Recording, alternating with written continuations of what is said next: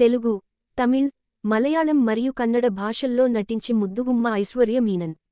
తమిళ cinema కాదలిల్ సోదప్పువదు ఎప్పటి సినిమాతో cinema ఇండస్ట్రీలో అడుగుపెట్టిన ఐశ్వర్య మీనన్ తెలుగులో లవ్ ఫెయిల్యూర్లో కనిపించి అందరి దృష్టిని ఆకర్షించిన విషయానికి తెలిసిందే.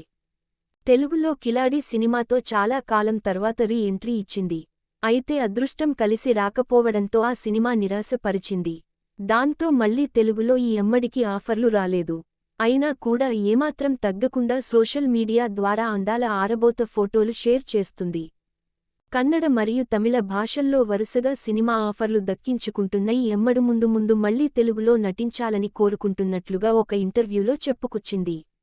తాజాగా నెట్టింట ఈ ఫోటోలను షేర్ చేయడం ద్వారా ఐశ్వర్య మీనన్ వార్తల్లో నిలిచింది.